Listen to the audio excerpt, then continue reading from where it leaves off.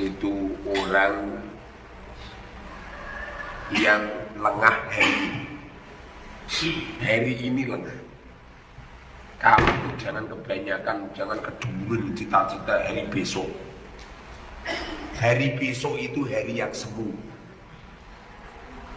Mungkin terjadi, mungkin tidak terjadi.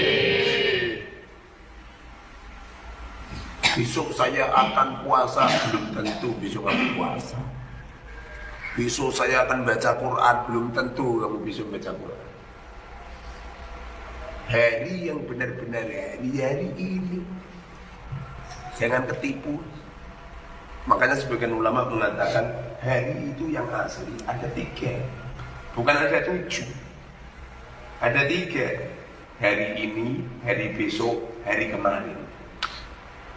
Hari kemarin ini hari basi, wis keliwat ya, mbok iling-iling. Tinggal menerima sampai di mana kita berjuang untuk hari kemarin. Saat ini kita petik. Kalau hari yang akan datang hari basi, mungkin terjadi dan mungkin tidak terjadi. Hari yang benar-benar hari itu hari ini.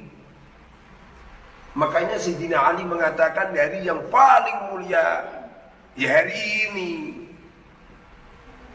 Di mana hari ini engkau ingat kepada Allah. Di mana hari ini engkau selalu berujuk kepada Allah. Di mana hari ini engkau beraktivitas yang terbaik untuk akhirat. Harus bergegas. Jangan tengok kiri, tengok kanan. Jangan mikir yang nggak penting. Jangan melakukan aktivitas yang nggak penting. Yang cerdas. Jangan dibodohi. Paham? Yang alim. Jangan mau dibodohi. Dibodohi contohnya kayak ini. Para alim, para habaib, para bapak, para ibu, ini dibodohi. Di rumah samu di Kanjeng Nabi Habib tok ngono. Ada Sayyid kan? Ada Sarif kan? Kenapa enggak disebut? Dibodohi. Yang cerdas. Kita orang ini justru di Pulau Jawa, di Indonesia ini banyak duniai Kanjeng Nabi. Cuma beliau berketurunan dari ayah kakek-kakek kita yang tidak pernah mengandalkan nasab, yang tidak pernah memamerkan nasab, yang tidak pernah gitu. Sayang disayang, kita dibodohi. Kita orang dibodohi. Makanya kamu itu jangan mudah dibodohi. Tak ilekno saja. Yang kami muliakan para kiai, para ulama, para habaib. Kok gak para sayyid, para syarif, kok ditinggal?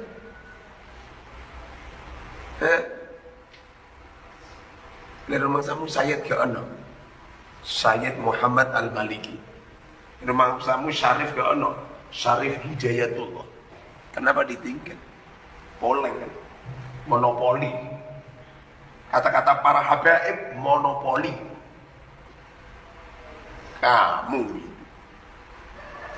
Justru kalau kita ngomong para sayyid, para syarif, artinya menyebut dzurriyyah Rasul yang ada di bumi pertiwi ini. Kalau kamu ngomong para habaib, itu artinya kamu mengunggul-unggulkan Utsman bin Yahya. Utsman bin Yahya itu Jawa Belanda. Utsman bin Yahya itu yang pernah berfatwa, pernah berfatwa melawan Belanda, bagian daripada buhul.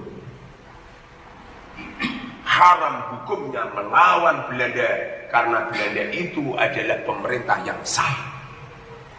Pada akhirnya ulama-ulama di Cilegon dibunuh. Puluhan ratusan ulama dibunuh, bahkan ada Mursyid Thariqah yang digantung. Iku kelakuan Utsman bin Yahya. Siapa Utsman bin Yahya? Kakek moyangnya para habaib. Paham? Paham. Jangan mau dibohongin. Jangan mau dibohongin. Yang pintar, yang alim.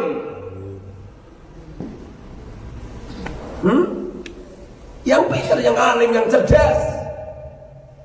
Jangan mau dibohongin. Belajar yang pintar, yang serius.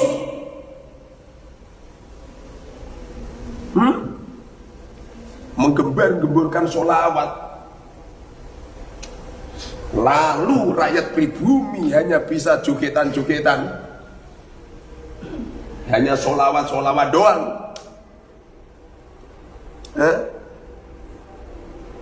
Ceramah-ceramah agama, hukum halal haram dinafikan. Sedikit-sedikit maulid Nabi, sedikit-sedikit maulid Nabi, sedikit-sedikit qasidahan nyampe pribumi, dibodohin dengan bahasa-bahasa yang semacam ini. Lalu kamu dibohongin dengan cerita-cerita khurafat, cerita-cerita jubahnya apa keluar dalam, pakai tongkat, tasbih yang besar, penuh dengan gaya, lalu bercerita-cerita khurafat, cerita-cerita bohong, cerita-cerita palsu. Mereka mengatakan si fulan tidak sholat karena sholatnya sudah ada di sana. Kapan Rasulullah ngomong gitu? Kelihatannya tidak sholat, tapi di masjid-masjid sana mereka sholat. Kapan Rasulullah mengatakan seperti itu? Paham? Dengerin ini. Kamu itu jangan dibohongin. Mereka menyampaikan bahwa Yaman jauh lebih utama daripada Indonesia. Di Yaman bermunculan ribuan jutaan para auliaillah. Kamu jangan mau dibohongin. Wong rakyat Yaman sama Indonesia ini banyak orang Indonesia. Orang Islam yang ada di Indonesia jauh lebih utama daripada di Yaman. Bagaimana bisa dikatakan lebih banyak di Yaman? Jangan mau dibohongin. Licik mereka itu. Paham? Menyisir habis mencintai Wali Songo, menyisir habis mencintai kakek moyang kita dengan menyodorkan ila hadrati Habib Ahmad Al-Mudar, wa ila summa ila hadrati Habib Abdullah Al-Haddad, summa ila hadrati Habib Ali bin Al-Habsi, summa ila hadrati Habib Ali Al-Idrus, summa ila hadrati Habib Ahmad Al-Habib, summa ila hadrati. Nenek moyang kita disingkirkan semua. Carikan satu hadis yang menyodorkan semacam itu, atau mungkin ayat Quran. Bukankah Allah berfirman? Dan juga perkataan-perkataan Rasulullah banyaklah. Uskurli wali walidayya. Uskur, bersyukurlah kamu li kepada aku, wali walidayya, dan kepada kedua orang tuamu. Siapa kedua orang tuamu? Leluhur kita, kakek-kakek kita. Lu kok kakek-kakekmu gak disebut lebih menengahi? Leluhurmu tidak disebut, kenapa kamu diam? Dibohongin kamu, melek. Paham maksud saya? Melek. Kamu itu yang melek. Jangan mau dibohongin. Jangan mau dibohongin.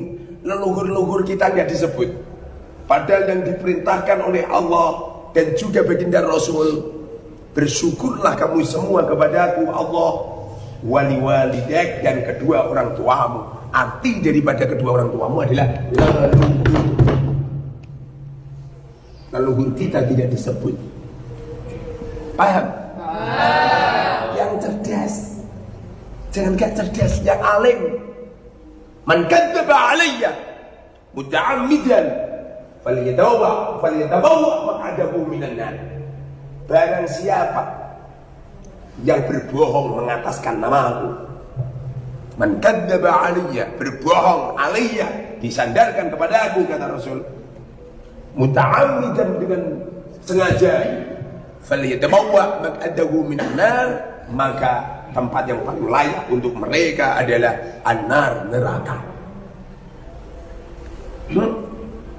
Dengan berbohong menyandarkan nasab silsilah kepada baginda Rasul, padahal silsilahnya tidak nyambung ke Rasulullah. Tidak ada satupun ulama, tidak ada satupun manuskrip, tidak ada satupun kitab yang mengatakan Ubaidillah adalah putranya Sayyid Ahmad. Tidak ada. Yang ada adalah Sayyid Ahmad punya anak cuma 3, Sayyid Muhammad, Sayyid Ali, Sayyid Husain. Tidak ada satupun ulama yang mengatakan Ubaidillah adalah putranya Sayyid Ahmad. Tidak ada. Bagaimana mungkin Sayyid Ahmad memberi nama anaknya dengan nama Ubaidillah, padahal Ubaidillah adalah gembong otak pembunuh dunia Rasul pada zaman Karbala. Bagaimana? Kanjeng Nabi punya paman yang seperti itu, Abu Jahal, Abu Lahab saja. Rasulullah dan anak cucunya nggak ada yang memberi nama anak-anak mereka dengan sebutan Abu Jahal, Abu Lahab. Apalagi ini Ubaidillah adalah gembong pembunuh dunia Rasul. Masuk akal nggak Sayyid Ahmad memberi nama anaknya dengan Ubaidillah? Masuk akal nggak? Masuk akal nggak? Kalau nggak masuk akal, kenapa kamu percaya? Kenapa kamu tidak berani untuk mengucapkan latamu? Jangan mudah dibohongi. Licik mereka merubah semuanya seakan-akan Indonesia, Jawa milik Tarim. Merubah semuanya. Bagaimana tidak merubah semuanya? Mereka pernah memalsukan Ka'bah zaman Abraha. Makanya jangan heran apabila mereka memalsukan makam-makam. Jangan heran apabila mereka memalsukan kata-kata Jawa, Indonesia, bintu Tarim, Indonesia, Jawa, milik Tarim. Licik ini licik. Bahkan mereka mengatakan seakan-akan orang-orang pribumi adalah seakan-akan orang-orang pribumi seakan-akan jongos mereka, budak-budak mereka, pelayan-pelayan mereka. Apa ada dunia Rasul yang sombongnya seperti itu? Apa ada anak cucunya baginda Rasul yang akhlaknya seperti itu? Senang dilayani, senang dihormati, senang dicium tangannya, senang dipilihkan yang terbaik, senang dibisaloi. Apa ada? Wa bil mu'minina raufur rahim. Rasulullah terhadap orang mukmin raufur rahim, dermawan dan sayang kepada umat. Bagaimana mereka bisa dikatakan sayang kepada umat? Umat hanya dibuat batu loncatan, umat hanya dibuat makanan-makanan empuk. Di mana akal kita? Hei, jangan mau dibohongin, jangan mau dilicikin dengan bahasa-bahasa mereka. Mengkultuskan sebuah keilmuan yang menjadikan kita lupa segala-galanya, lupa dengan para ulama, lupa dengan leluhur-leluhur kita. Justru yang dikeblat adalah mereka. Semoga saja kita ini terbangun dari tidur kita. Semoga saja kita terbangun dari ngantuk kita. Paham, saat ini yang sangat-sangat membahayakan adalah para habaib yang memasukkan makam, yang memasukkan sejarah, yang memasukkan keilmuan